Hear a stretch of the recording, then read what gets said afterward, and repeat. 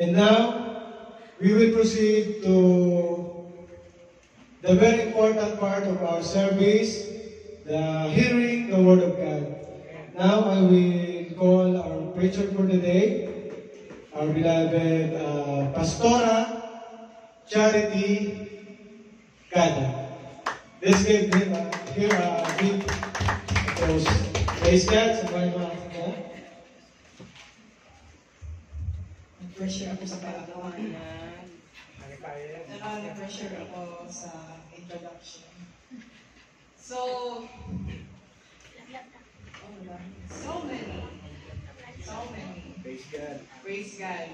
So, praise God sa buhay ng bawat isa, no? Good morning. Good morning. Good afternoon. Good morning sa lahat. So, paki-slide yung, ano na yung slide ko? Paki-flash naman ang slide. So, before anything else, how is everything going? Talagang, I think I will be fighting with the English today. I will be fighting with the English today, and so help me God. So, it's so blessed to see everyone that siguro din ako especially, it's so blessed to see each and everyone seated on those seats, no? But it will be more blessed kung if you will, dilipat kayo dito sa harap. Kung there's still vacant chairs in front. You can occupy. You are welcome in front. The blessings are here in front. The presence of the Lord is here in front. Pag nandyan kayo, may iwan kayo sa biyake. So, allow me to introduce myself. I am Sister Cha, ang iyong lingkod, servant of the Lord, Sister Cha in Christ. Welcome to Tabernacle Christian Fellowship, wherein we are not praising any religion. Di ko kami nagsusulong ng any religion, but we are all raising the name of Jesus as our banner. Amen? So, walang babae, walang lalaki, pangalan ay ibang maitataas, kundi ang pangalan lamang ni Jesus Christ. Amen? So, marami tayo ngayon. Anong meron? What is happening? Why so many? So, I heard that there is contest going after, and there is a prize. How much ang prize? 1,000. 1,000?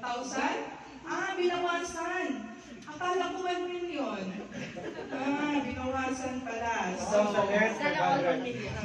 that's why. So, Kuya Bong, approve ang technique mo ngayon. Approve. Mabisa ang paraan mo ngayon. Madami sila. Madami tayo ngayon. So, God bless your heart, Kuya Bong. Once again, thank you sa sponsorship. And so, may billiard tournament. Yung champion, may pag-play. So, tamang-tama, accordingly, tamang-tama, the word of God today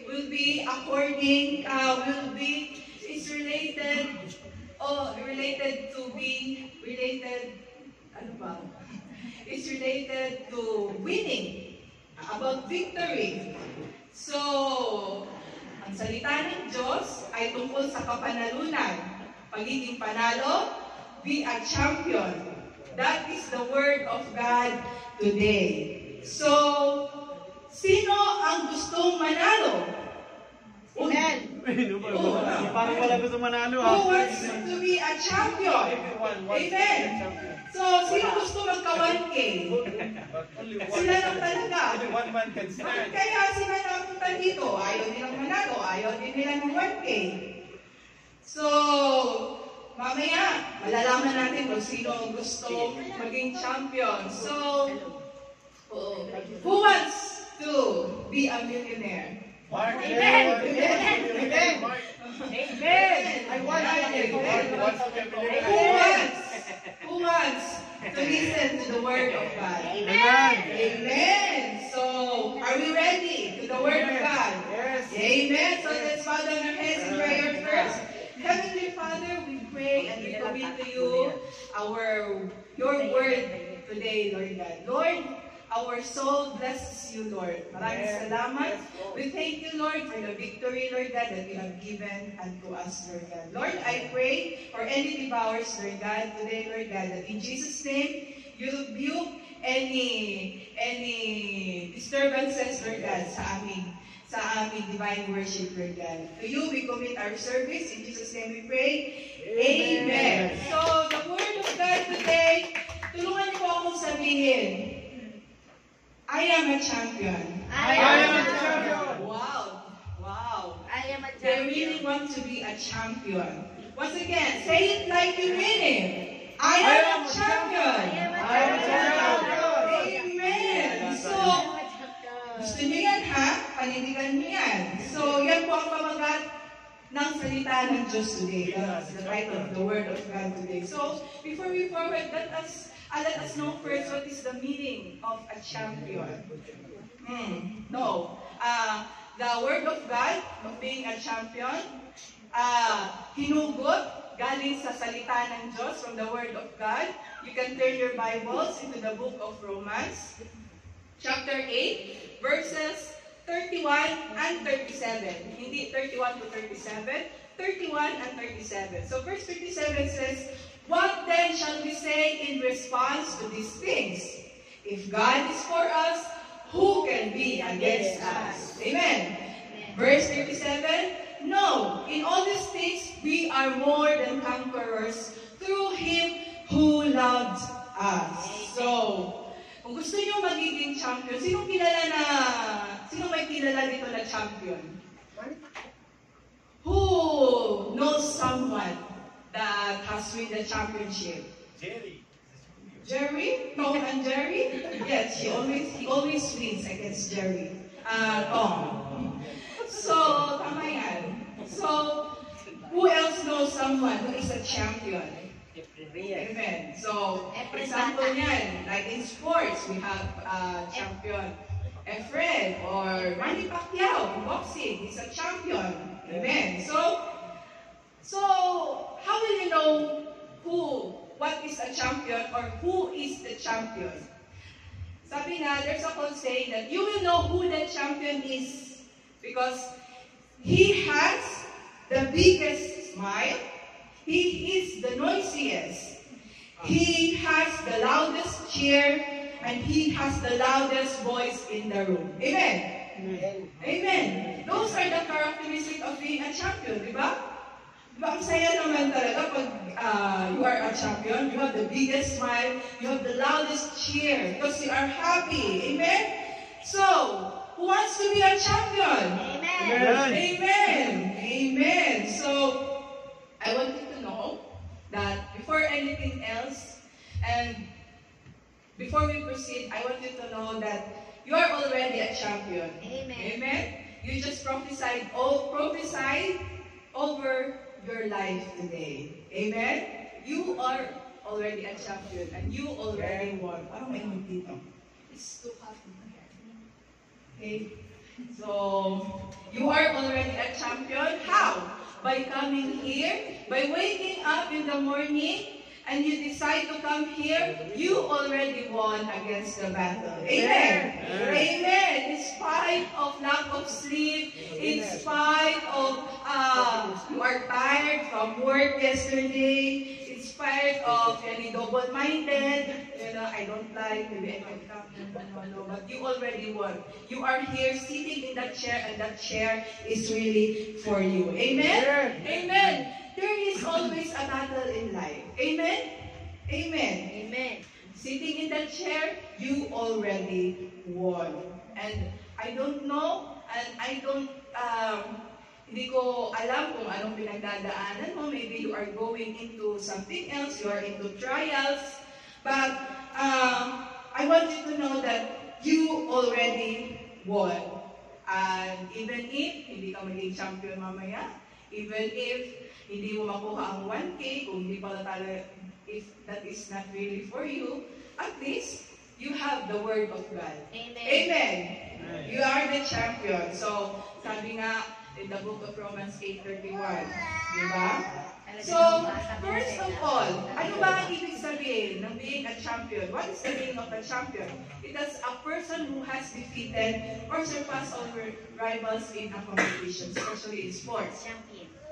Person who fights, argues, cause on behalf of someone else. And third, that is you. Amen? So, in Tagalog, kahulugan ng isang kampiyon, ito larawan ng isang tao na humarap sa labanan, digmaan, may katunggali siya at siya ang nagwagi. Amen? Amen. So, anong sabi? If God is for us, who can be against us? So, point number 1, I just want you to know direct to the point that apart from God, you cannot be champions. Amen? Sabi nga, it says in the verse, if God is for us, who can be against us? So, apart from God, you can never win in life. Amen? Apart from Jesus, you can never be a champion. Amen? So, the point is, whatever you are facing through in life, if you don't have Jesus, you will surely not win. Hindi ka mananalo kung wala si Jesus because si Jesus lamang ang tunay na magpapanalo sa atin. Amen? Jesus is the only one who can give us victory. Amen? So, money, position, trabaho, itsura, money, wealth, health, talent, family background, degree, matalino ka, you are intelligent, you have earned the highest degree in college. No, wala yan. Hindi yan ang makakapagpanalo sa iyo. Amen? It will not make you a winner, all of those things, but only Jesus can give you victory. Amen? Next, why? Because, how? Because Jesus is the real champion. Amen? So, the Bible says there in verse 37 that we are more than conquerors through Him. So who is this Him? It is Jesus. No? It is Jesus that can make us a champion. It is Jesus who will fight for us. Amen? It doesn't say that you, okay, I will turn again, 37. You are more than a conquerors. So it doesn't say that you are becoming a conqueror, you will become a conqueror, or you are in the process of to be a conqueror, to be a champion. But when you read this, you are more than a conqueror. When you read this again tomorrow, it will say the same statement. You are a conqueror. So it means that every day you are winning. The Word of God never changes. When you read it 5 to 10 years after, it stays the same. You are a conqueror. It stays the same again. You are a conqueror each and every day. You are always a conqueror. Amen? So, can I hear you say, I am a conqueror. I am a conqueror. Through Him. Through Him. Jesus Christ. Amen. So, that's why we need Jesus Christ. Amen? Sino ang hindi kailangan ni Jesus? Kailangan kay Jesus. Amen? Lahat. We need Jesus. So, big or small problems, maliit o malaki, na hindi nakaharap mo, kailangan mo si Jesu Cristo. Dahil siya ang tunay na makapagpapanalo sa iyo. It is through Jesus Christ that you can win. That you can win. That's why we say in our prayers, in Jesus' name. Diba? After the last in our prayers, all these things we ask in Jesus' name. In Jesus' name. Because only Jesus can make all things possible. Amen? And all the things we needed, big or small, impossible in our thoughts or not, only Jesus can give all the things that we need. Amen? Amen. So, it's not your wife, it's not your family, it's not your friend, your boss, or company, but only Jesus can give all these things. Amen? Amen. So, how? Paano? How can you say that? How did Jesus made a champion in all of us? In the book of Galatians 3:13, I will be reading in the Yes, we are more than conquerors. In the New Living Translation, Galatians 3:13 says, "But Christ has rescued us from the curse pronounced by the law. When he was hung on the cross, he took himself the curse for our wrongdoing. For it is written in the scriptures, cursed is everyone who is hung on a tree." So, it says that lahat daw na napako sa cross dati, sila ay mga sinumpa. Amen? The punishment of being on the cross before is why you are punished on the cross, because you are accursed. You have you have committed the worst sin of it all. So, Jesus, He took our wrongdoings, He took our sins, He took the punishment when He died on the cross. Amen? Amen. In Tagalog, nung napako sa Kristo sa krus Kalbaryo, doon niya tayo tinubos. Amen? Tinubos niya tayo sa kasalanan, kaparusahan, na dapat tayo ay napako. Amen? So, the curse, the problem, yung mga sumpa, yung mga peste, the difficulties, the paghihirap, kasalanan, those are the hindrance. Yung mga sin natin, mga curse, yung mga peste sa buhay, mga problema, yun ang hindrance para ikaw ay maging isang champion. Champion, di ba? Amen. Yun ang mga, para hindi ka manalo, di ba? Those are the balaki. Di ba? So, those things, the curses, the problem, the sin, the punishment, those things, kinuha na ng Lord lahat yan. He redeemed us when He died on the cross. Tinanggal niya lahat ng peste sa buhay mo at sumpa sa buhay mo. Amen? Because the Word of God says in John 10:10, "I have come that they may have life, that they may have it more abundantly." So, what's an abundant life? Amen. Amen. Sino ba naman hindi gusto ng abundant life? Amen? Live life to the fullest nga. So, abundant life means free from curse. Yung wala kang problema, wala kang utang, di ba? Wala kang iniisip. You don't have any problems. Free from curses, free from ruins, walang bulok, walang sira, walang peste, walang mga sumpa. Yun, that is the abundant life. So, tingnan mo yung katabi mo. Mamili ka kung saan siya dyan. Sumpa o Pinagpala naman. Amen. Akala mo, ang choices na kasi sinumpa o peste. Sumpla. Sumpang Pinagpala naman. Okay. So, we are all redeemed by the blood of God. So, ibig sabihin, kung napako tayo sa cross, when God died on the cross, we have all the potential, we all have the potential to be a champion. Amen. Every person has the chance to live an extraordinary life, an abundant life when God died on the cross. We all have the chance. Like for example, the mango seed, yung buto ng mangga. Ano ang kailangan? Hindi kailangan ng buto ng mangga para maging mangga siya. I mean, hindi na niya kailangan mag-aral ng degree, mag-college para maging mangga siya because he is already a mango seed. He doesn't have to do anything. All he needs to do is to be in the process, to go through the process. Diba? I mean, hindi na kailangan mag-aral, hindi na kailangan anything. He just needs to, kailangan na yung dumaan sa proseso para malabas na yung pagiging mangga niya. Amen? So, it is also like us. It is within us already. Tinanim na ni Lord. God put it is in our hearts, in our whole being, to be a champion, to be a winner. Because in the Word of God, in the book of Psalms, "For you created me in my own inmost being, you knit me in my mother's womb. I praise you because I am fearfully and wonderfully made." Amen? So, when God created you inside your mother's womb, nung pinagtagpi-tagpitan ni Lord sa sinapupunan ng nanay mo, you you are already a champion. Amen? You were created by God to be a champion. Amen. Amen. So, I am a champion.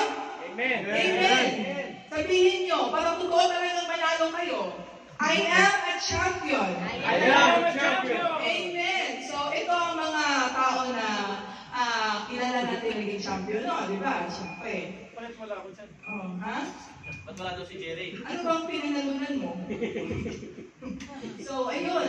First of all, we have the person, we have our locals, Manny Pacquiao, the sports of boxing. Eden Diaz, Bata, Stephen Curry, Curry, syempre, Warriors ako eh. Boracay TV na Warriors. Pero kung sa kabila ako, doon tayo kay Lebron. Warriors ako eh. So, and then, meron din the singing contest, Sarah G. Regine Velasquez. So, ayun. And then there are also these people. Ayan, kilala niyo ba yan? Si Jerry yun ah. Yun yung mga ano, tandaan niyo yung mga mukhang yan. Yan yung mga naging champion. Kaya tinanong ko mas mga yung champion. Pastor Edwin. So, Rumor. unang-una dyan, yung ating Pastor Edwin, he has our late Pastor Edwin, siya ang pinakaunang nanalo. So, Pastor Edwin, ganyan yung first winner namin. So, and the rest, buhay pa naman yung mga yung mga nasa dulo, mga the rest, buhay pa yan sila. Yung una lang ang so, yan. Yung huli nga, ang tindi, di ko nga alam na nanalo pala yan, kung di ko pa tinanong eh. Ilan? Ilan ka nanalo kayo? Yun nga. Hindi ako nagkamali. Ayun, Lesbian, champion ng lesbian. Pep Malo, yan, tignan niyo yung mga tanda niya.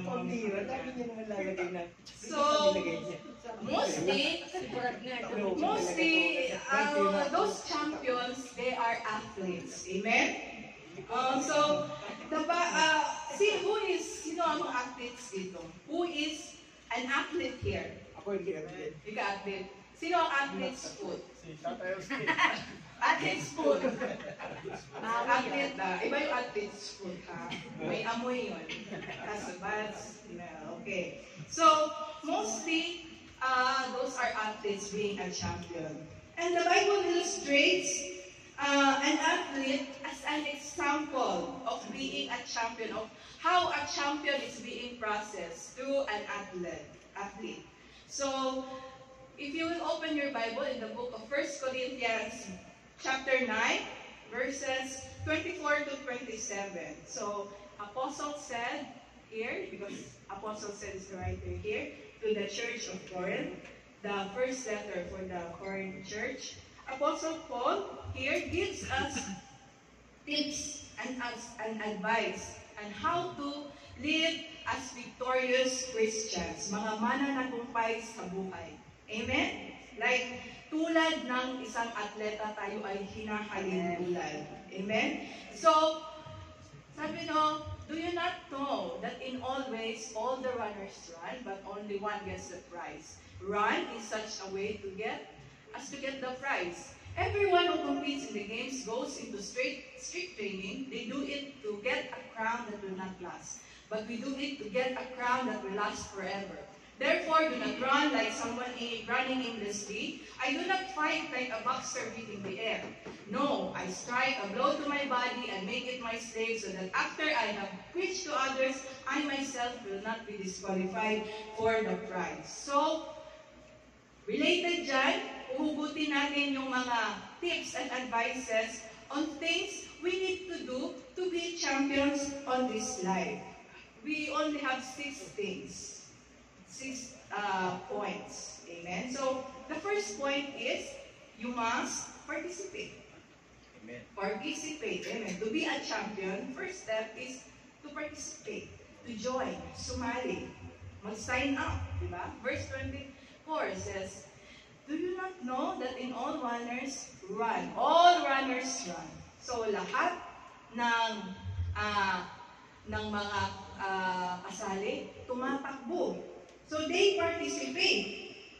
So basic lang, paano ka mananalo if hindi ka sasali? How will you win? How will you be a champion if you will not join, if you will not participate? Amen? So the first thing is to participate. Amen? So I bet marami tayo ngayon, marami gustong sumali sa pamilya mamaya dahil gusto manalo. You want to be a champion. So you just need the first step is that you have joined and you participate. So that you will know if you will win, if you will be a champion or not. Amen? So like sa buhay, paano mo malalaman kung di mo susubukan? Huwag lang sa bisyo, ha? Amen? Amen. So, how will you know if you will not try? How will you know if you will not participate? Amen. So, we are all runners. Amen? We are all runners in this life. Amen? Lahat tayo tumatakbo sa hamon ng buhay, di ba? Amen. So, yung iba nga gusto nang tumambling sa sobrang dami ng pagsubok ng buhay nila. Di ba? So, how? Because life is a race. Kaya that's why we all run in the trials of life. We face it. Amen? So, life is a race. Ang buhay ay puno ng pagsubok. No? So, Jesus, nilagay tayo. Jesus put us here in this life. Jesus signed us up in this race. Wala po tayong ibang magagawa, whether we like it or not. We must all run. We must all join. Wala po tayong ibang magagawa, whether we like it or not. We don't have a choice. Pero harapin natin ang buhay. We should run the race. Kailangan natin harapin ang buhay sa ayaw at sa gusto natin. Amen? So, why? Bakit naman si Lord sinama pa ako sa ganito ang dami ng pagsubok? Why? Why Jesus is so confident to join us, to let us run in this race? Because He's the champion. He already won the victory. Amen? He already won the victory for you. Remember, nung pinako siya sa cross, doon pa lang, nagkaroon na tayo ng tagumpay. Amen? Lahat ng pagsubok na tagumpayan, na pagtagumpayan na yan ni Jesucristo doon sa cross Calvario. Amen? Amen? Tinanggal na niya lahat ng mga balakid sa buhay natin. Mga kasalanan, peste, napako siya sa cross, mga sumpa. At nagawa na niya lahat ng kailangan gawin para ikaw ay maging champion, para ikaw ay manalo. He already did the things needed for you to be a champion in this life. So, what else you need to do? Ano pa bang kailangan mong gawin? You just have to participate. Yes. You just have to join. You just have to act. Amen? Kailangan mong kumilos. You have to participate. So, like sa classroom, in the classroom example, sino yung kilala? Sino yung kilala sa classroom? Siyempre, yung mga ganito, yung taas ng kamay, kahit mali naman yung sagot. Diba? Yun sa sa classroom natin. Diba? Sino yung kilala ng teacher? Yung palaging nagtataas ng kamay. Kahit yung palaging tulog, tinatamaan ng yun, eraser yun. Chok. So, yung kilala ng teacher, yung palaging taas ng kamay. So, nakakapag, di ba? Laging taas na kayo ng kilala ng teacher. Minsan ang problema, the problem is, matalino naman siya. Matalino naman yung batang yun. Bakit hindi siya nagpa-participate? He's intelligent. Why? Why he's not raising his hands? He's shy. Diba? Yun na nga ang problema, diba? Kung sino pa yung mga gagaling, sila pa yung ayaw mag-participate, diba? Minsan, yung magaling kang magsalita, diba? Ba't di ka mag-exhort? Diba? May talent ka pala sa music, ba't di ka sumali sa music team? Diba? Kaya sikreto na yung talent mo. Ang ganda pala ng boses mo. Doon ba't di ka nagsisong lead? Di ba? May talent ka pala, hindi ka nagpa-participate. Amen. Buti pa yung mga sintonado. Buti pa yung mga, wala sa tono, kanta pa ng kanta. Oo, galit na yung mga katabi niya. Galit na yung mga katabi niya, kanta pa ng kanta, di ba? May kilala kayo, marami yata kayong kilala na ganyan. Oo, nakakapagtataka minsan na kung sino pa yung mga magagaling, sila at talented, sila pa yung ayaw mag-participate. No. May mga kagaya. So that's why I encourage everyone, and I invite everyone na whatever talent you have, whatever ability you have, whatever your needs, you should participate. Diba? Participate ka, kapatid. Sumali ka sa gawain. Amen. Amen ba tayo dyan? Amen. Magaling ka sa gitara, sa piano, drums, music. May music din. Diba? Marunong kang magluto. Mas ang kitchen. Lalo na pag masarap kang magluto, welcome na welcome ka sa kitchen. Diba? Iba kasi yung marunong. Iba din yung masarap magluto. Diba? Marunong kang magluto, hindi naman masarap. Bawal yun. Pwede rin naman yan. Pwede naman. Pero mas masarap yung mas maganda yung masarap ka magluto. Kasi kung hindi ka marunong ka lang magluto, babarilin ka lang Mababarit pala ako niya. Mababarit ka lang ng bashers mo. Mababash ka lang. So, sarap pala magluto ng kanin. So, kung hindi ka masarap magluto, hindi ka marunong magluto, kung mahilig kang maglinis-linis, may aftercare tayo. Junie, headed by Junie. Talaga, hindi mo mahanap yung talent mo sa pagluluto, sa pagkanta, hindi ka rin marunong, ayaw mo rin sa bilyar, gano'n, hindi ka rin, ayaw mo rin sa maintenance, maglinis, mayroong dishwashing, aftercare. So, the point is, whatever means, you should participate. Amen? Amen. Amen. Diba? Para lang yung para lang yung, for example, nagtatrabaho ka, nasa payroll ka, pinapasweldo ka,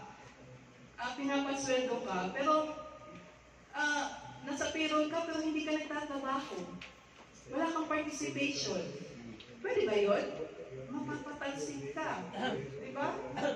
Diba nag-duty ka lang kung kailan gusto? Anong oras?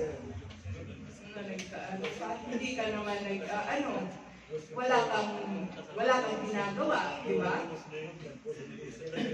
Hindi pwede yun, diba? You should participate. Kaya ang mga napapansin, yung gawa ng gawa, yung mga hardworking. Amen? So like sa basketball, Okay. Nakaka-relate si tatay. Like sa basketball, who is the champion? Sino yung mga nananalo? Sino yung mga nagiging MVP? Yun bang nasa bangko? Hindi naman masa. Hindi. Hindi nagiging champion yung mga nasa bangko. Hindi nagiging MVP yung nasa bangko. Kundi, the one who is winning, the one who wins is the one who is inside the court. The one who is participating. Yung mga pagod na pagod, hingal na hingal, pawisan, sila yung mga nananalo. Diba? A spectator can never win. Amen. So, sabihin mo sa katabi mo, participate. Participate. Sabihin mo dyan. Participate. Wag abangers. Wag abangers. Wag abangers. Second thing, after participate, after your participation, and then it says in verse 25, everyone who competes in the game goes into strict training. So, you must undergo strict training according to verse 25. So, not just training, but strict training. Stricto talaga na pag-iensayo. Real champions do not undergo just strict training, but extraordinary training. So, do you want to be a champion? Gusto mo manalo? Gusto mo bang manalo? Amen. So then be willing to undergo strict training. Yes. Di ba? Like, may example po ako, yung pamangkin ko, nag-aano siya ngayon. He is joining, he's an athlete of the tennis player, bago-bago lang siya, just new in this field. So, the first time he joined, ano lang, he was just a representative, without a training, parang napilitan lang, just a first timer. So, when the game was on, of course, natalo siya. Because he didn't go under training. So, what about the competitors? What about the champions? Yung katunggali niya, ano ba yung mga nanalo? Bakit sila nanalo? Yung mga competitors mo, how did they win? Why did they win? Because they were in a training for a long time. Amen? So, they were excused to their classes just to train. For a long time, since grade 1, nagtitrain na daw sila. Kaya pala. Sino ba magiging champion? Diba? So, kailangan yan kailangan mong to undergo strict training to be a champion. Diba? So, kailangan mo train in exercise, diet, sleep, lahat ng yan, may training yan. Like an athlete. So, every athlete undergoes strict, long-time training to prepare for a single game. Para sa isang laban lang, di ba? Kaya dito tayo sa church, may mga ministry tayo, di ba? Amen? Marami tayong ministry dito. Alam. So, how? Para i-train tayo. We have church ministries for us to be trained on how to serve the Lord. Amen? According to our talents, according to different talents. So, you will just question, it is really needed to serve the Lord? Yes. Kailangan ba talaga may ministry? Of course. Yes. Why? For you to maximize your participation. Amen? It is a part of your training as Christians in this race. Diba? At wag lang basta training, dapat strict. Wag lang basta strict, dapat may training din. Amen? So, minsan ang problema sa atin ay natin yung strict training. Sometimes we don't like strict training. We like training, but we don't like strict training. Amen? Like for example, our practice is on 9 o'clock, 10 o'clock. You will come here 11 o'clock. Amen. So, for example, we will have a prayer meeting every afternoon. What you do? Maalis ka. Umuwi ka na. So, alis ka ng alis, labas ka ng labas. And, nag-start yung service, 1:00. Ano oras ka dumating? 2 o'clock. Tama-tama. Minsan nag-start ang service ng 11:00. Mamaya na ako 12:00 pupunta kakain. Tama yung kakain mo na. Diba? So, bato-bato sa langit at tamaan. Ay, ako lang natatamaan. Bait ko eh. So, all these trainings and participation in ministry, magagamit mo ito. Amen? Magagamit mo ito in your personal life, especially if you are facing big troubles, big challenges in life, kung may pinagdadaanan ka muna sa buhay, hindi ka malulugmok. Amen?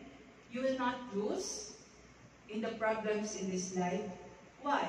Because you already know what to do. Amen? If you are sad, kung malungkot ka, nilalaman ka na ng problema, you praise to the Lord, you sing to the Lord. Kasi nasa music team ka eh. Di ba? Amen? Ang dami mong problema. Patong-patong na yung hinaharap mo. Sunod-sunod na yung mga naniningil sa iyo. You pray. Nagpipray ka eh. Kasi nag-attend ka ng prayer meeting. Di ba? At hindi ka mahihirapan. You will not be tired. You will not be struggling that hard. Because, alam mo, that the God that you are serving is a living God. Ang Diyos na pinaglilingkuran natin ay buhay, and He is faithful. tapat siya sa dalangin ng kanyang mga anak. Amen? Amen. Amen. So, ang Diyos ay tapat. Amen? God is faithful. Amen? Amen. Amen. So, will you say that I am willing to undergo strict training? I am willing to undergo strict training. Hello. So, strict training. Participation, strict training. Third is right motivation. Verse 25 says, they do it to get a crown that will not last, but we do it to a crown that will last forever. So, anong motibo? Anong motibo natin? So, anong nag-uudyok sa'yo para gawin lahat ng to? Para lang yung pagsali mo ba, mamaya? Anong motibo mo? Bakit ka sumali? Siyempre, gusto manalo. Gusto maging champion. Gusto mag 1K. 1 million dapat yan eh. Binawasan eh. So, oo. Binawasan ng 900. Naging 1K na lang. So, ang motibo mo, bakit ka sumali? Gusto mo manalo, makuha ako premyo? Ang totoo yun. Totoo naman yun. Kahit ako, kung malulungin ako, gusto ko rin sumali. Gusto magka 1K. So, verse 25, all runners run. They do it to get the prize.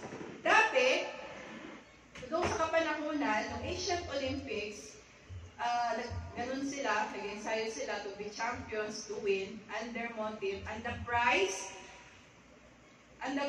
of the champion is this.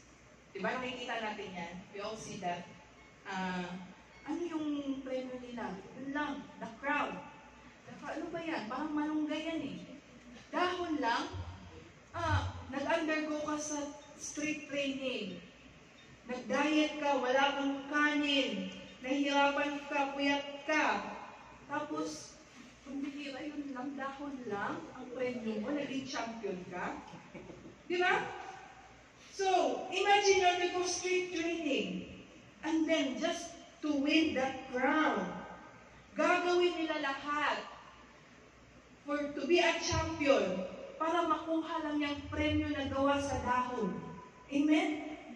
So, kung pinaghirapan mo lahat para lang makuha yung dahon, ang premyo na corona na dahon, pagka kinabukasan, lanta na. Diba? Lanta na yan. Parang ano yan? Bakit? Mapapakinabagan mo pa kinabukasan yan? Hindi. So, ganun sila kasigasig. Amen? Kung sila nga ganun kasigasig para sa dahon. Para sa dahon na malunggay. Paano ba kaya tayo? Na ang ibibigay sa atin ni Lord ay yung corona na hindi nananakaw.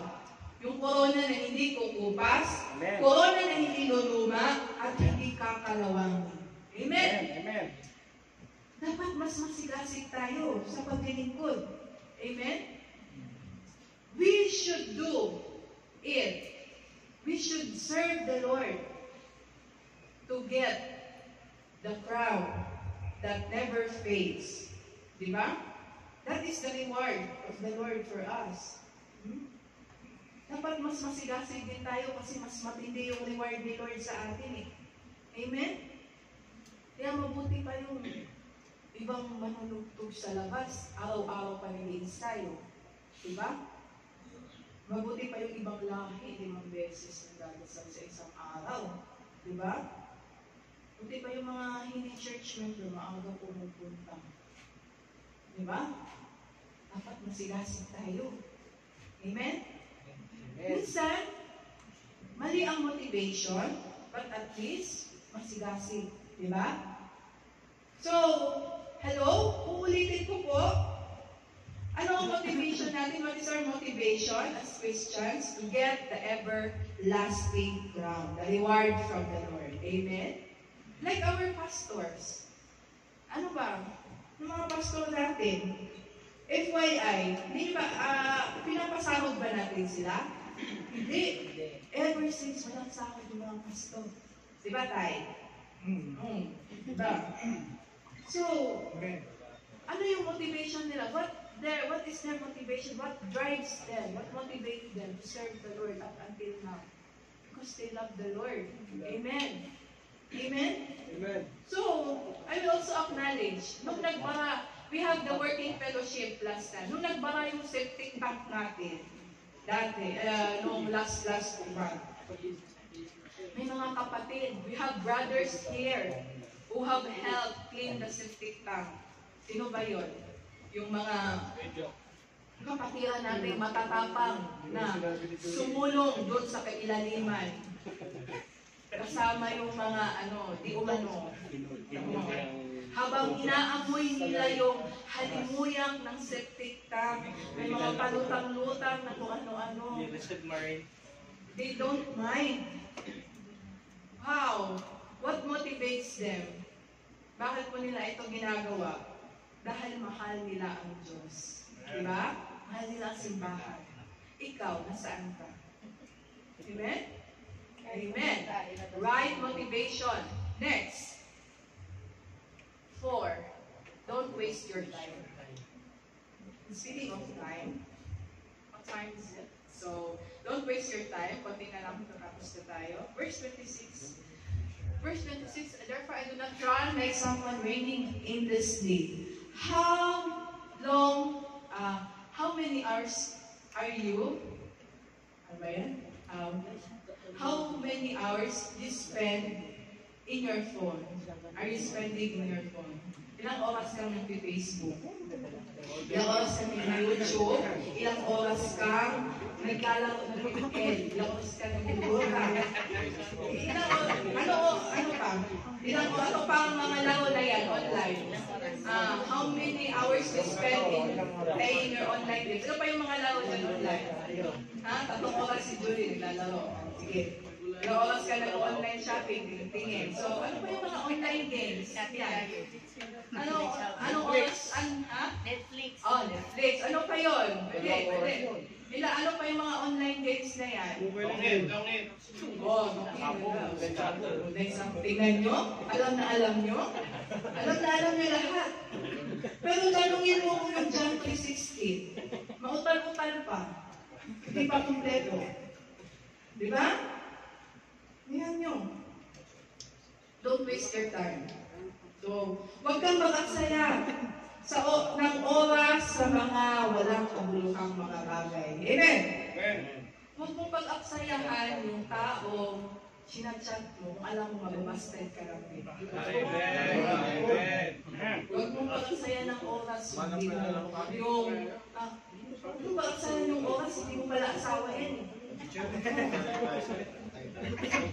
So, instead, gamitin mo yung oras mo sa mga bagay na tutulong sa'yo para makamit ang goal mo. Diba? Gusto mo bang gumaling kumanta? Anong gagawin? Kumanta ka araw-araw. Diba? Mag-practice ka araw-araw. Ewan ko lang kung di magreklamo yung kapitbahay mo. Diba? Gusto mo gumaling mag-exhort? Research. You want to exhort? Good. Research ka. Read the Bible every now and then.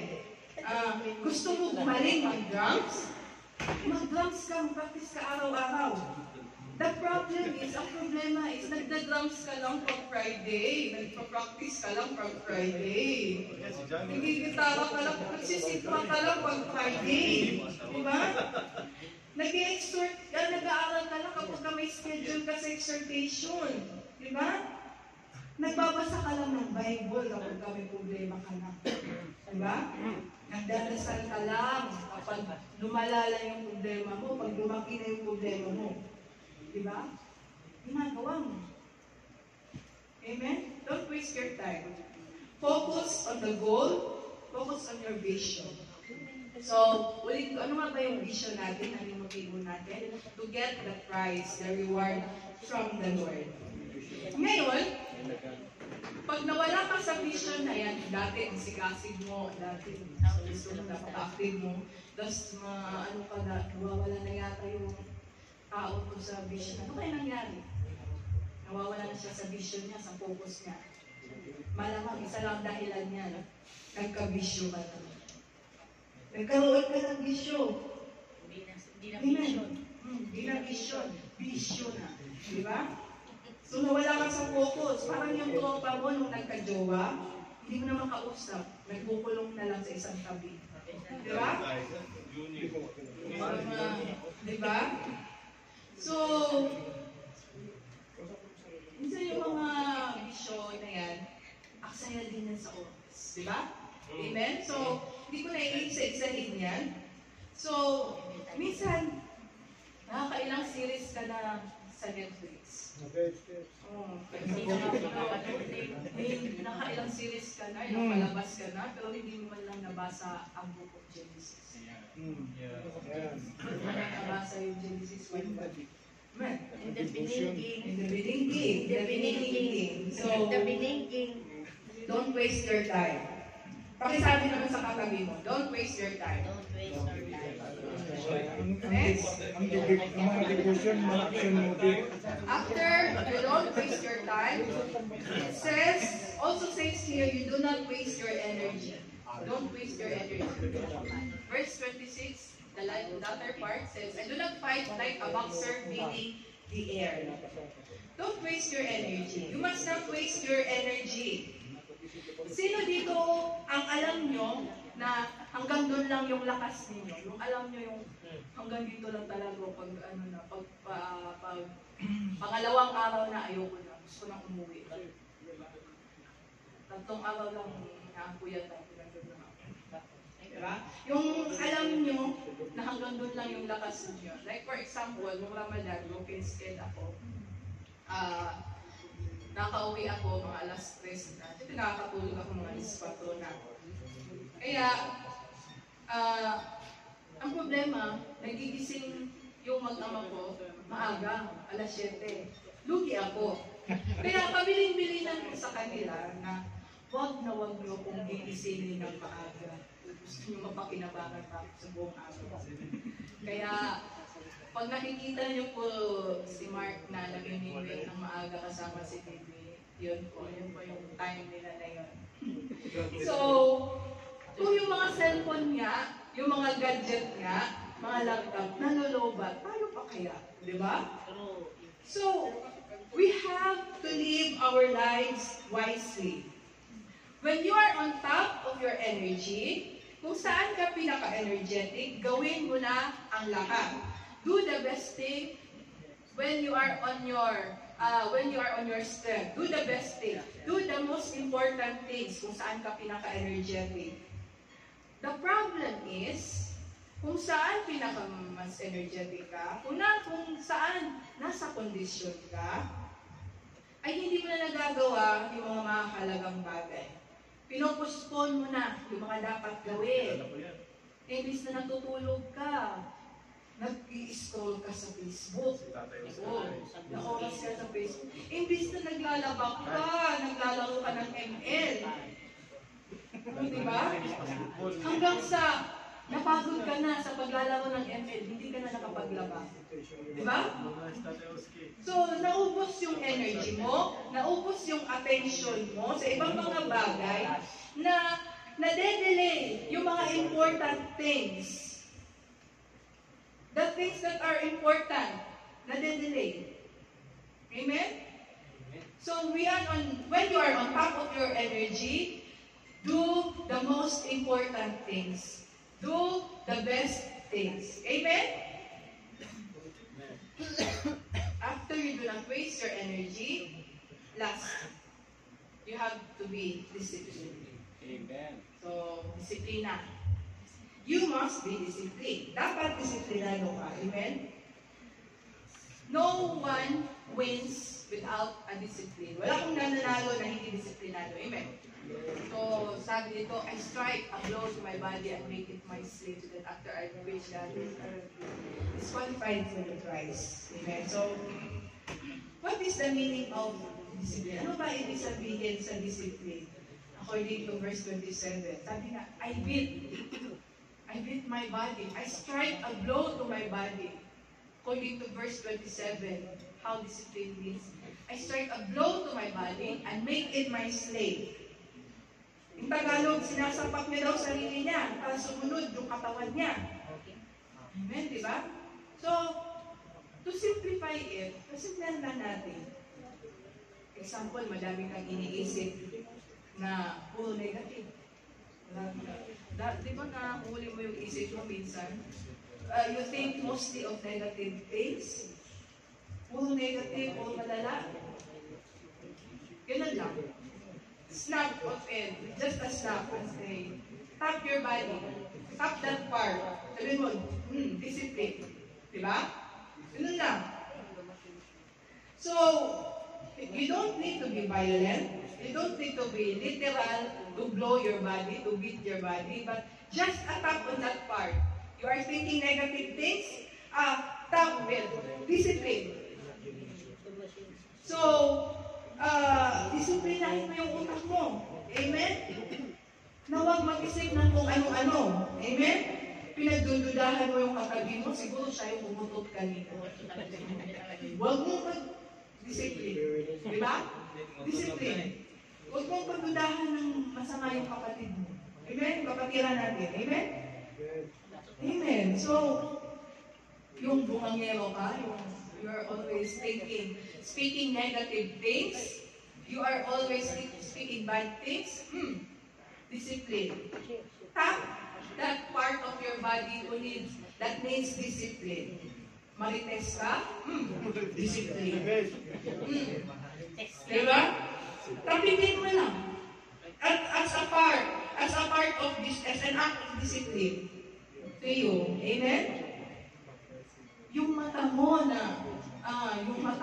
o yung mata ng katabi mo na pigit ng pigit habang nagsasalita ako dito. Pipray yan. Pipray daw. Pigit ng pigit? Oh. Tapikin mo, dilat. Dilat. Tapikin mo yung katabi mo, dilat. Sabi mo, dilat. Tingnan mo naman yung katabi mo. Padilatin mo yung kapatid mo. Sikit talaga to, sikit. Sikit talaga. Paano naman yan? Pakahirap mo. So, yung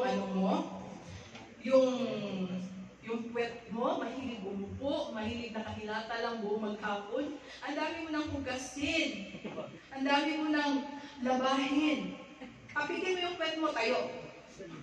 Tayo. Diba? Amen. Dapat, you have to be disciplined. Dapat disiplinado tayo. So, do you want to be a champion? Amen. So, do you want to be a champion? Amen. Amen. So, today, you need to make up your mind. Amen.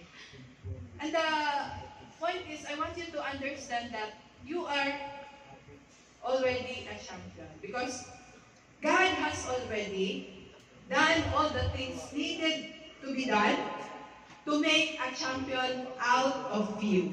Amen? But the decision is yours. Nasa iyo ang decision. Amen? Kung yayakapin mo ba, kung gagawin mo ba ang steps na iyon for you to be a champion, to claim the champion. So what will make you a champion? Ano po ba yung nagpapa-champion sa atin? What will make you a champion? It is what you do on a day-to-day basis. Amen? And it is also what you do not do on a day-to-day basis. Diba? Araw-araw ka araw-araw ka exercise, of course. At the end of time, sooner you will reap the harvest. You will be fit. Diba? And araw-araw, you don't disiplinado ka, you don't eat junk foods, you don't eat soft drinks, of course you will be fit in the long run. Amen?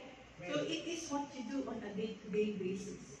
So, on a day-to-day basis, choose to do the things that is right. Amen? So, God wants you to be a champion. So, uulitin ko po, babasahin ko po, once again, in the book of 1 Corinthians 9:24 to 27. Can we stand in our feet? Can we stand in our feet also as a posing? The Bible says here that, do you not know that in a race all runners run.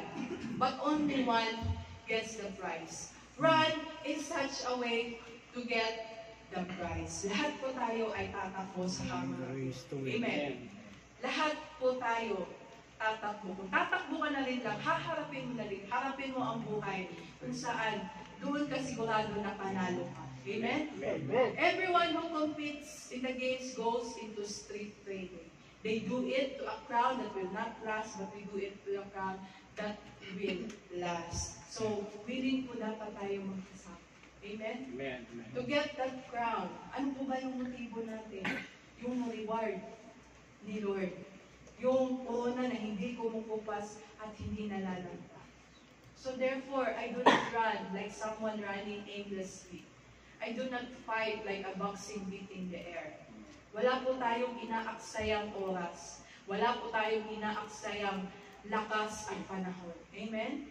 I strike a blow to my body and make it my slave so that after I have preached to others, I myself will not be disqualified for the prize. Minsan mahirap.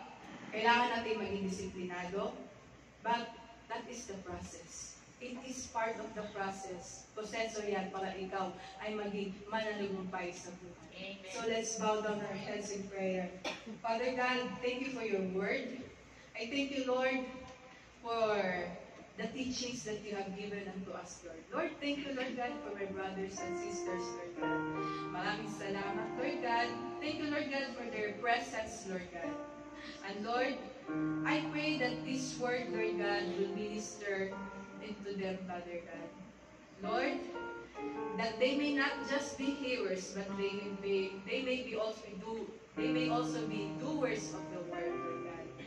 Lord, help us be reminded of your word on a day-to-day basis, Lord God. And Lord, we accept your promise to us, Lord. Lord, you said that we are a champion, Lord God. Lord, we are claiming the victory, Lord God.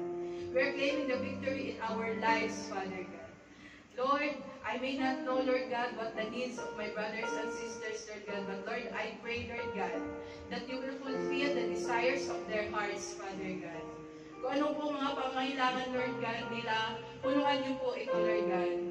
Maybe, Lord God, they need an emotional help, Lord God, spiritual help, financial help, Lord God. Lord, be with them, Lord God. Tulungan niyo po sila, Father God.